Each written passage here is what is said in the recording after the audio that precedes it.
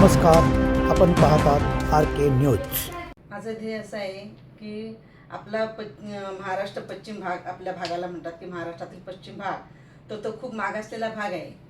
तेथील महिला पण म्हणजे महिला सक्षम करण्याचा किंवा जे काही असेल ते महिलांच्या हाताशी काम देण्याचा हे माझं ध्येय आहे. जास्त करून जे महिलांना पुढे आणायचं आणि जे आता शाळेत वगैरे ज्या महिला आहेत त्यांच्यासाठी सुद्धा काहीतरी हे स्कीम राबवायची अशी माझी इच्छा आहे की आता मुलीवर वगैरे अत्याचार होतात तर त्या मुलींना लहानपणापासूनच कराटे वगैरे शिकवून त्यांना फिट करायचं की ते स्वतःचं संरक्षण स्वतः करू शकतील.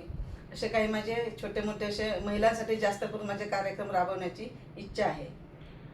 आपल्याला या कामी कुणाचं श्रेय आणि आशीर्वाद लाभेल असं वाटतंय? ह्या कामी मला आमचे ह्याचे जे आपले आमदार सगळ्यांचे लाडके आमदार आमचे शिवाजीराव पाटील, तसेच हे समाज कार्यकर्ते माझे मिस्टर लक्ष्मण गावडे यांच्या नेतृत्वाखाली मी हे करणार आहे. माझा जरी चेहरा समोर असला तरी माझ्या पाठीमागे हे दोन्ही खंबीरपणे यांचं नेतृत्व मला लाभणार आहे आणि यांच्या सहकार्यानंच मी हे सगळं काही करायची माझी योजना आहे.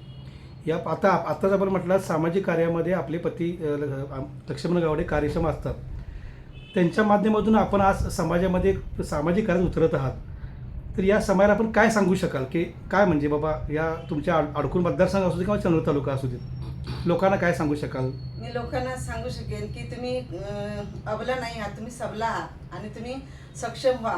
कुणावर अवलंबून राहू नका. स्वतःच्या पायावर उभा राहून स्वतः तुम्ही धाडसानं वागा. अन्याय सहन करू नका आणि कुणावर अन्यायही करू नका. आणि जर तुमच्यावर अन्याय होत असेल तर तुम्ही बिलकुल सहन करू नका, हे सांगेन मी. अडकूर जिल्हा मतदारसंघातील आपण उमेदवार आहात, तर उमेदवार म्हणून उभा राहत असता निवडणुकीला तुम्ही मतदारांना काय आवाहन कराल आमच्या माध्यमातून? मतदान टाकण्याविषयी सांगा.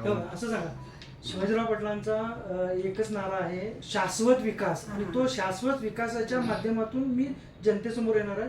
त्यासाठी तुम्ही या सगळ्या यंत्रणेच्या माध्यमातून आम्ही तुमचा शाश्वत विकास करणार आहे. त्यासाठी मला मतदान करा असं म्हणा. हे थांब तुम्ही विचारा. कोणाचा विचार वाढला बंद झाला का?